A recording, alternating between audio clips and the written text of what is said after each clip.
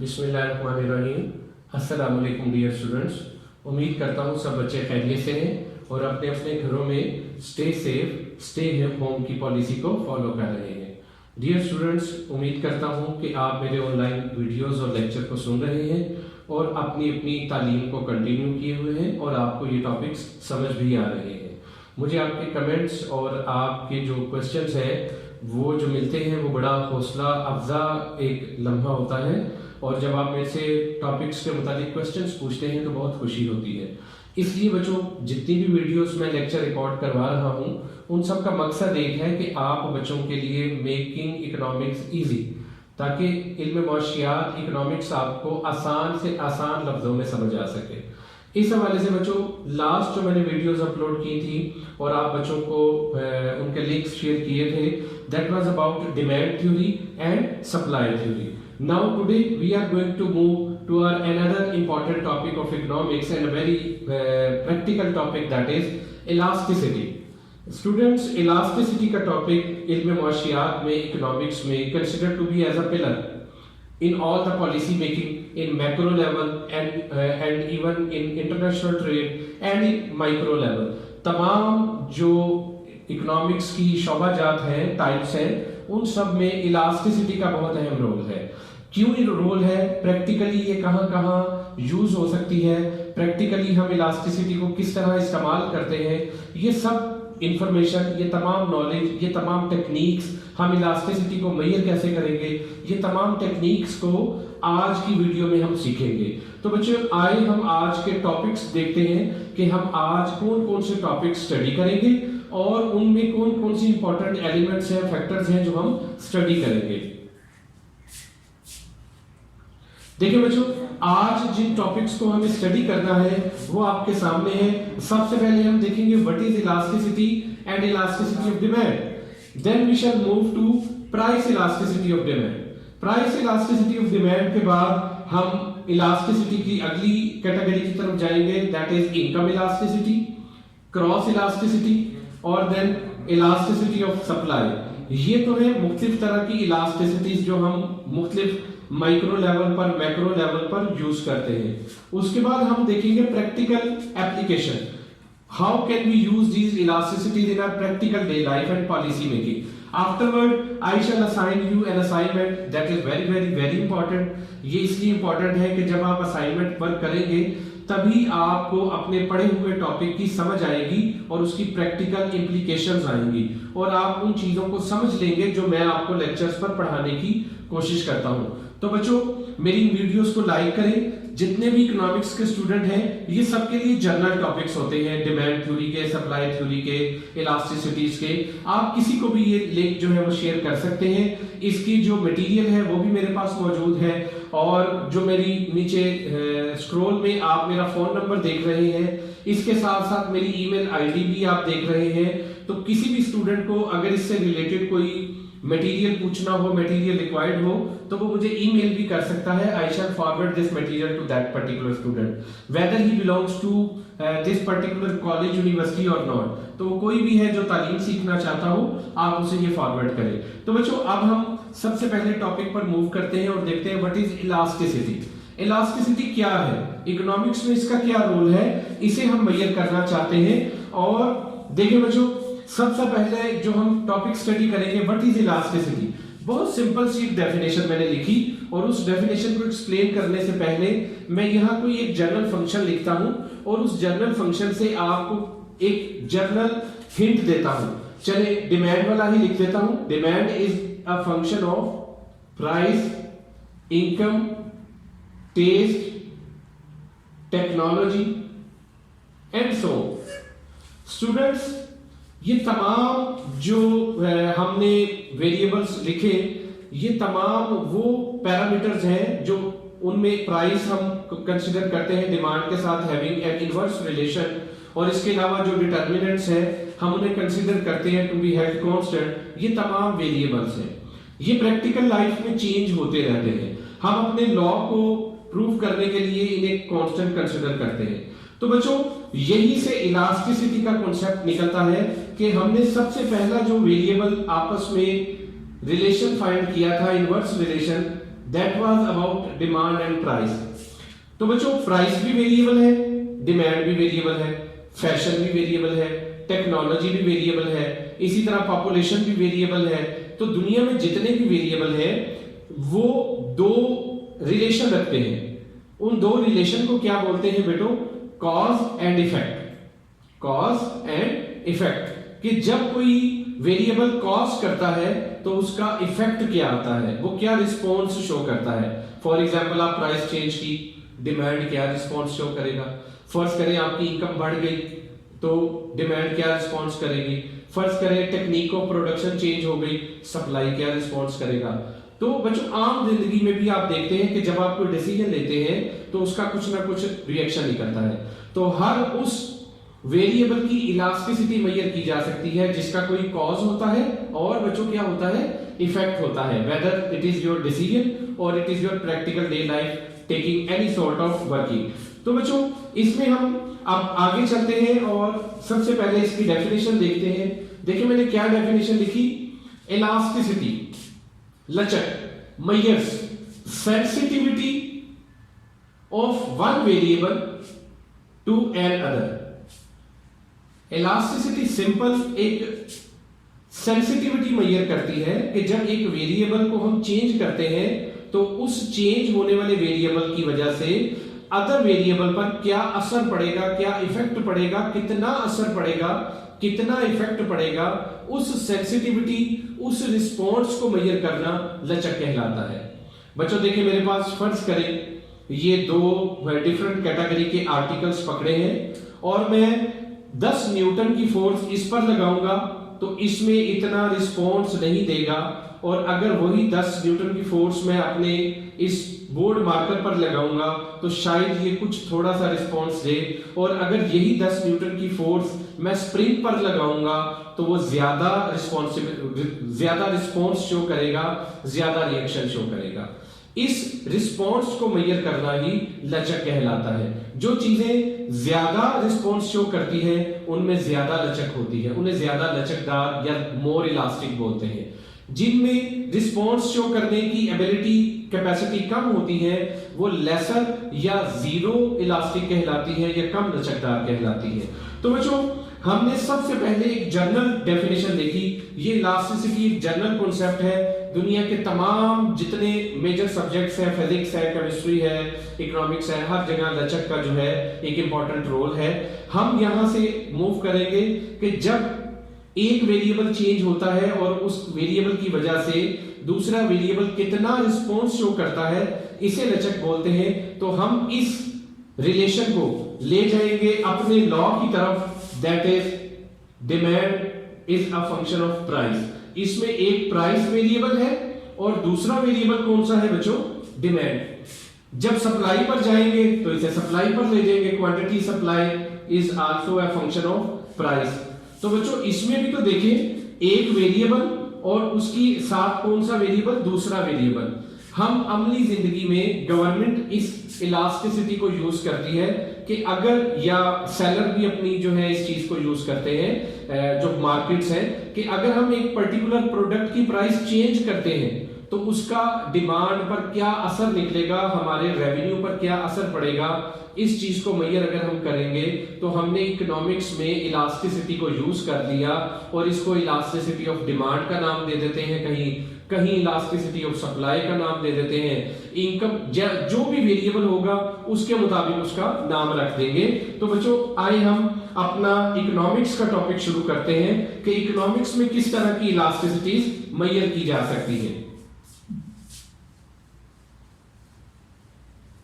Students economics में elasticity मुख्तलिफ category की है जिसे हम अपने सब्जेक्ट मैटर के लिए यूज करते हैं, कुछ प्रैक्टिकल थ्योरेटिकल वैल्यूज को मेजर करने के लिए यूज करते हैं, पॉलिसी मेकिंग को बनाने के लिए यूज करते हैं। उसमें डिफरेंट है, इलास्टिसिटी ऑफ डिमांड है, इलास्टिसिटी ऑफ सप्लाई है, कॉस्ट इलास्टिसिटी भी मेजर की जा सकती है, इनपुट्स इलास्टिसिटी भी मेजर की जा सकती है। इस तरह बहुत सारी इलास्टिसिटीज जो है वो मेजर की जा सकती है।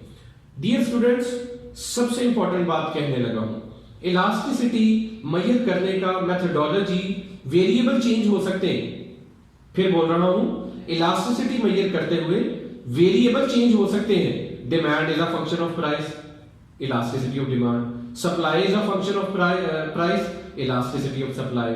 Cost is a function of output, elasticity of cost. Output is a function of labour, तो ये बन गई है यूनिट इलास्टिसिटी ऑफ लेबर। मतलब वेरिएबल चेंज हो सकते हैं लेकिन इलास्टिसिटी को मेजर करने का तरीकाकार, इलास्टिसिटी का कॉन्सेप्ट और इलास्टिसिटी का फॉर्मूला चेंज नहीं होता।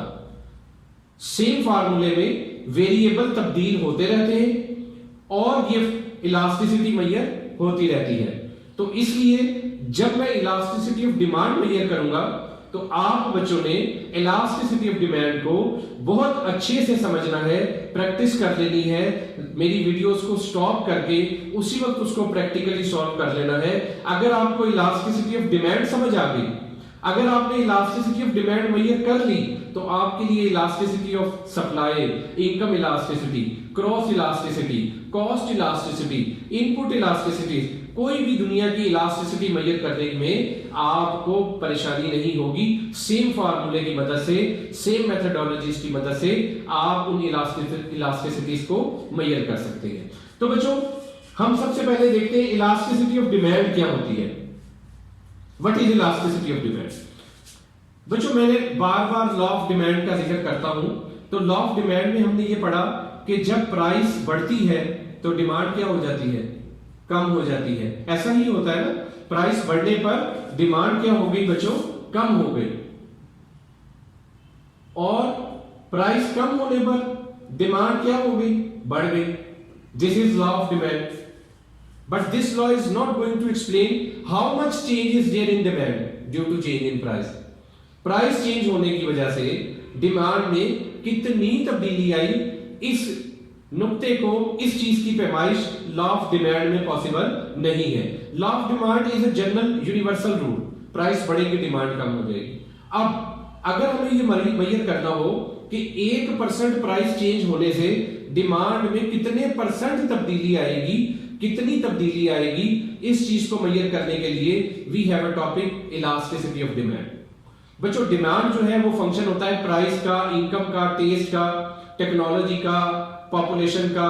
तो किसी भी वेरिएबल में चेंज आने की वजह से, किसी भी डिटर्मिनेंट में चेंज आने की वजह से डिमांड में कितना चेंज आएगा, इस चीज को मेजर करना इलास्टिसिटी ऑफ डिमांड कहलाता है। फिर बोल रहा हूं सिर्फ प्राइस का नहीं, फिर सुने,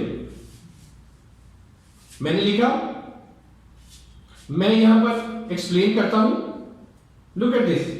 डॉक्टर अल्फ्रेड मार्शल ने जब ये कॉन्सेप्ट पेश किया तो देखिए बच्चों मैंने यहां की लिखा है elasticity of demand measures how much कितना quantity demand response to change in one of its determinants.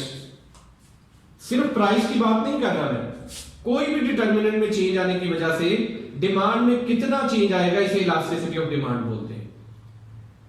अगर प्राइस के साथ मेजर कर लेंगे तो वो प्राइस इलास्टिसिटी ऑफ डिमांड हो जाएगी। अगर वो इनकम के साथ कर लेंगे तो वो कौन सी इलास्टिसिटी हो जाएगी? इनकम इलास्टिसिटी ऑफ डिमांड हो जाएगी।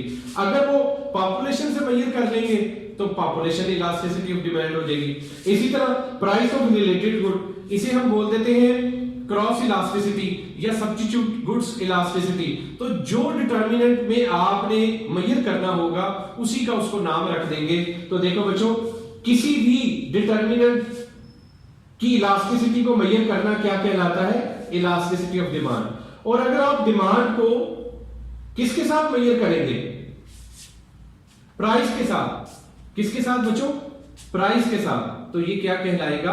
Price elasticity of demand. तो यही हमारा आज का सबसे पहला टॉपिक है, प्राइस इलास्टिसिटी ऑफ डिमांड कैसे मेजर होती है। बच्चों मैं आपको कंप्लीट सिखाऊंगा price elasticity of demand, formula, techniques, measure करने का तरीका। फिर अगर आपने इनकम मेजर करनी हुई, इनकम इलास्टिसिटी, तो सेम पैटर्न से मेजर कर लेना। फिर आपने टेस्ट की इलास्टिसिटी मेजर करनी हुई तो बिल्कुल उसी पैटर्न में P की जगह T फार्मूले में यूज हो जाएगा। इनकम के लिए Y यूज होता है, तो जहां प्राइस आया वहां पर इनकम आ जाएगा। और दूसरी इंपॉर्टेंट बात होती है डिमांड का प्राइस के साथ क्या रिलेशन है, ये याद रखना है, इनवर्स रिलेशन है। डिमांड का इनकम के साथ क्या रिलेशन है, पॉजिटिव रिलेशन है, ये याद रखना है। डिमांड का टेस्ट के साथ क्या रिलेशन है? पॉजिटिव रिलेशन है। यानी कोई भी इलास्टिसिटी मेजर करने से पहले एक और इंपॉर्टेंट चीज जो आपको पता होनी चाहिए कि दोनों वेरिएबल का आपस में डायरेक्ट रिलेशन है या इनवर्स रिलेशन है, ये चीज आपको समझ आनी चाहिए। तो बच्चों, मैं जो आपको इलास्टिसिटी मेजर करना सिखा रहा हूं वो है प्राइस इलास्टिसिटी ऑफ डिमांड। बच्चों, यहां पर आपको आज बहुत इंपॉर्टेंट एक टेक्निक समझ आई होगी। ये टेक्निक बहुत सारे जो हमारे रिस्पेक्टेड स्टूडेंट हैं उन्हें नहीं बताई जाती। Difference between elasticity of demand and price elasticity of demand. सब लोगों को यही कहा जाता है कि प्राइस इलास्टिसिटी ऑफ डिमांड का ही दूसरा नाम इलास्टिसिटी ऑफ डिमांड है। तो मैंने आपको इलास्टिसिटी ऑफ डिमांड का कॉन्सेप्ट सिखा दिया कि इलास्टिसिटी ऑफ डिमांड से मुराद किसी भी डिटरमिनेंट की इलास्टिसिटी फाइंड करना, जबकि प्राइस इलास्टिसिटी ऑफ डिमांड का मतलब आपने प्रिसाइज कर दिया। डिमांड को किसके साथ मेजर करना है? प्राइस के साथ मेजर करना है। इलास्टिसिटी ऑफ डिमांड में कोई भी डिटरमिनेंट हो सकता है, प्राइस, इनकम, टेस्ट, सब इलास्टिसिटीज कहलाती है। लेकिन प्राइस इलास्टिसिटी ऑफ डिमांड का मतलब है आप डिमांड को किस वेरिएबल के साथ मेजर करने लगे हैं, किसके साथ उसका रिएक्शन चेक करने लगे हैं, किसके साथ उसका रिस्पॉन्स चेक करने लगे हैं, वो है प्राइस और डिमांड। इसलिए इसका नाम क्या रख दिया गया? Price elasticity of demand. तो बच्चों, डेफिनेशन बनाना कोई मुश्किल नहीं है। डेफिनेशन क्या है? If how much change in demand due to change in price. Price की वजह से डिमांड में कितनी तब्दीली आएगी, इस चीज को मेजर करना। अब डिमांड में किसकी वजह से? प्राइस की वजह से। ठीक हो गया? प्राइस में चेंज आने की वजह से डिमांड में कितनी तब्दीली आई। अब डिमांड से पहले मैंने क्या वर्ड बोला? प्राइस। तो इसे हम क्या नाम दे देते हैं? Price elasticity. Look at this, मैंने मुख्तलिफ डेफिनेशन लिखी। देखें, पहली, responses to change in demand to 1% change in its price. कि प्राइस में 1% चेंज आए तो उससे डिमांड कैसी रिस्पॉन्सिवनेस देगा, हम उसको इलास्टिसिटी ऑफ डिमांड यानी प्राइस इलास्टिसिटी ऑफ डिमांड का नाम देंगे। फिर परसेंटेज चेंज इन डिमांड, किसकी वजह से? Resulting from 1% change in its price. Her bar demand को मैंने किसके साथ रिलेट किया? प्राइस के साथ। कि प्राइस की वजह से डिमांड में कितनी तब्दीली आई, कितना चेंज आया, इसे हमने प्राइस इलास्टिसिटी ऑफ डिमांड लिखा। तो बच्चों, यही इसका फार्मूला है। ये इसका फार्मूला है, ये जो लिखा है, percentage change in demand due to या resulting from 1% change in its price. अगर मैं इसको मैथमेटिकली लिखूं तो ये कुछ इस तरह की शेप में लिखा जा सकता है। ये देखें बच्चों, price elasticity EP, percentage change in demand due to resulting from percentage change in price. तो सिंपल सा फार्मूला जो मैंने डेफिनेशन में लिखा, और ये बड़ा एक सिंपल सा कॉन्सेप्ट है। डिमांड में प्राइस में तब्दीली आने की वजह से कितनी तब्दीली आएगी? आया स्प्रिंग की तरह बहुत ज्यादा तब्दीली आएगी, थोड़ी तब्दीली आएगी, या बिल्कुल तब्दीली नहीं आएगी? इसी चीज को मेजर करना इलास्टिसिटी कहलाता है। लॉ ऑफ डिमांड हमें ये इलास्टिसिटी की जो इंटेंसिटी है इसे मेजर करने में सूटेबल नहीं है, हेल्पफुल नहीं है। इसके लिए अल्फ्रेड मार्शल ने इलास्टिसिटी का कॉन्सेप्ट रिप्रेजेंट किया। तो बच्चों, यही चीज अगर मैथमेटिकली लिखें तो percentage change in demand, percentage के लिए जो नॉर्मली मेथोडोलॉजी यूज होती है उसके साथ मल्टीप्लाई बाय 100 भी ऐड किया जाता है। तो वो 100 यहां पर मौजूद है, जो इस फार्मूले में लिखा नहीं हुआ। उसकी वजह यह है कि एक 100 डाउन प्राइस का था और एक जो है वो क्वांटिटी का था, जो एक दूसरे से कैंसिल हुए। तो ये है percentage change in demand divided by percentage change in price.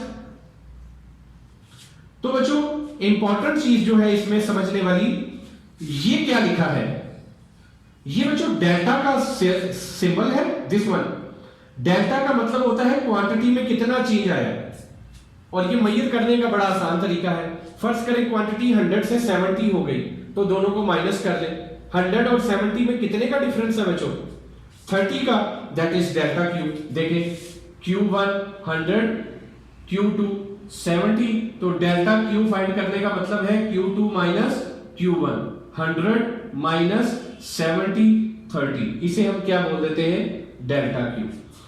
और बच्चों, ये जो क्यू है, दिस क्यू, इसका मतलब होता है initial quantity Q1,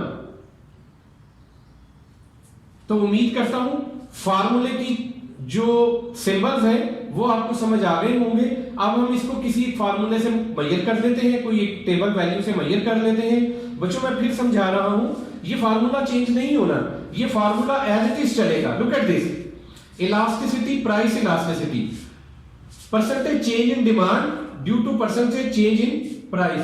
income elasticity का फार्मूला क्या बनाएंगे, खुद ही बनाए, अभी बनाए, आगे मैंने दोबारा पहले एक्सप्लेन भी किया है, लेकिन आप चाहे तो फार्मूला खुद बना सकते हैं। Percentage change in demand due to percentage change in here, price की जगह क्या आ जाएगा, इनकम। यहीं पर सब्स्टिट्यूट प्राइस, ये वर्ड की जगह आप चेंज करते रहेंगे, आपकी जो है मुख्तलिफ इलास्टिसिटीज मेजर होती रहेंगी। और नीचे फार्मूले में P की जगह आप जो भी इलास्टिसिटी मेजर करना चाहते हैं, इनकम की Y लगा दें, इन्वेस्टमेंट की I लगा दें, मतलब जो भी आप वेरिएबल के साथ मेजर करना चाहते हैं, ये फार्मूला बार बार चेंज नहीं होगा। इसी फार्मूले की मदद से आप इन चीजों को मेजर करेंगे। तो बच्चों हम देखते हैं स्टूडेंट्स कि किस तरह इस इलास्टिसिटी को मेजर किया जा सकता है।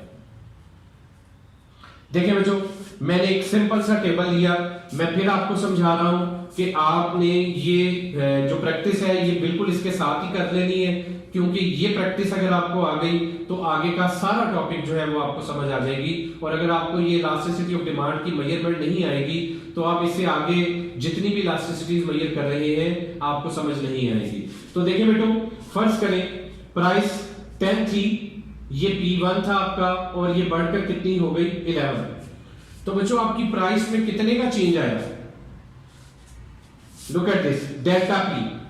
अब आपकी मर्जी है, आप चाहे तो 11 में से 10 माइनस कर लें, चाहे तो 10 में से 11 माइनस कर लें। अभी हमने 10 में से 11 माइनस किए तो हमारे पास आंसर आ गया -1। प्राइस बड़ी है, डिमांड क्या होनी चाहिए, कम होनी चाहिए। देखें डिमांड आपकी 200 से कम होकर कितनी रह गई 160। तो डिमांड में कितने का चेंज आया 40 का। इसे मैंने किससे रिप्रेजेंट कर दिया, डेल्टा Q से। और एक्चुअल क्वांटिटी क्या थी 200 थी। बच्चों ये वैल्यूज जो है ये हम यहाँ फार्मूले में लगाएंगे और हम आसानी से अपना जो है वो इलास्टिसिटी मेजर करेंगे। देखें फार्मूला क्या कहता है इलास्टिसिटी का, फार्मूले का अपर पोर्शन है डेल्टा Q/Q। तो डेल्टा Q कितने का चेंज आया बेटो 40 का। हमारी ओरिजिनल क्वांटिटी क्या है 200। तो ये देखिए 40 डिवाइडेड बाय 200 डिवाइडेड बाय, चाहे तो ये वाला डिवाइड का साइन लगा लें, दोनों का मतलब डिवाइड ही होता है। अच्छा आगे क्या लिखना है डेल्टा, अब इसमें क्या लिखना है डेल्टा P। तो डेल्टा P में कितने का चेंज आया बेटो -1 का, ओवर ओरिजिनल P प्राइस पहली कितनी थी बेटो 10, ये आपने स्टूडेंट्स यहां लगा दी। अब आप क्या करें सिंपल कैलकुलेटर की मदद से 40 को डिवाइड करें 200 पर तो आपके पास एक वैल्यू आएगी, -1 को 10 पर डिवाइड करें आपके पास एक वैल्यू आएगी। आप चाहें तो इसे और आसान कर सकते हैं, अगर ये डिवाइड के साइन को मैं मल्टीप्लाई कर दूं तो मैथमेटिक्स में क्या होता है जो डिनोमिनेटर की वैल्यू है वो रिवर्स हो जाती है, डिनोमिनेटर अपर न्यूमरेटर पर चला जाता है और न्यूमरेटर की वैल्यू डिनोमिनेटर में आ जाती है, यानी ये -1/10 क्या बन जाएगा -10/1। तो बच्चों जब आप इसे डिवाइड करेंगे आपके पास आंसर आएगा -2। अब ये -2 क्या रिप्रेजेंट करता है, मैं इस पर टाइम इसलिए लगा रहा हूं बच्चों कि जो चीजें आप यहां सीख लेंगे यही तमाम जो वैल्यूज है ये आगे 8-10 बार यूज होनी है। तो आप बच्चों को ये फार्मूला मेजर करना लाजमी और बेहतरीन तरीके से आना चाहिए। ये -2 क्या शो करता है, देखिए बेटो माइनस को तो मैंने सर्कल किया, तो मैंने माइनस को सर्कल कर दिया। माइनस को सर्कल इसलिए किया कि प्राइस और डिमांड में कौन सा रिलेशन होता है नेगेटिव और इनवर्स रिलेशन होता है। तो जब है इनवर्स रिलेशन, जब हमने कैलकुलेट किया तो वो किस साइन से नजर आ रहा है माइनस। तो इकोनॉमिक्स में माइनस का मतलब है जिन दो वेरिएबल्स को मेजर किया गया उनके दरमियान इनवर्स रिलेशन है। प्लस के साइन का मतलब है जिन दो वेरिएबल्स को मेजर किया गया इनके दरमियान पॉजिटिव रिलेशन है, सिग्निफिकेंट रिलेशन है। अभी इनके दरमियान इनवर्स रिलेशन है, तो ये माइनस की और कोई वैल्यू का जो है वो रोल नहीं है।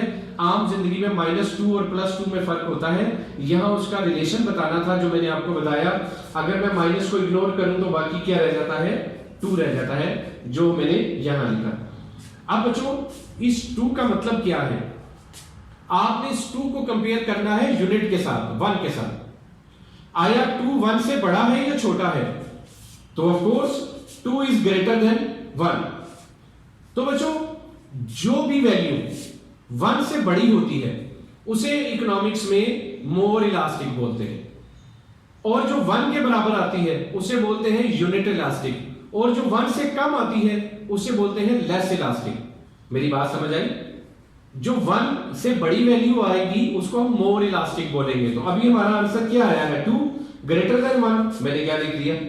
अगर 1 आ जाता तो मैं क्या लिखता, इक्वल इलास्टिक या यूनिट इलास्टिक, और अगर लेस देन 1 आ जाता तो फिर क्या लिखता, लेस इलास्टिक। यही 3 पैरामीटर्स हैं डिमांड और प्राइस को मेजर करने के, मोर elastic, unit elastic, less elastic. तो ये तीनों जो है ये 1 से कंपेयर होते हैं। आपने देखना होता है माइनस के साइन को सर्कल करने के बाद आपका आंसर 1 के बराबर आया, 1 के ग्रेटर आया या 1 से स्मॉलर आया। तो बच्चों उम्मीद करता हूं आपको प्राइस इलास्टिसिटी का फार्मूला, प्राइस इलास्टिसिटी की डेफिनेशन और प्राइस इलास्टिसिटी को मेजर करने का जो मेथड है वो समझ आया है, और आपने इसकी प्रैक्टिस कर ली है। अब हम इससे आगे मूव करते हैं।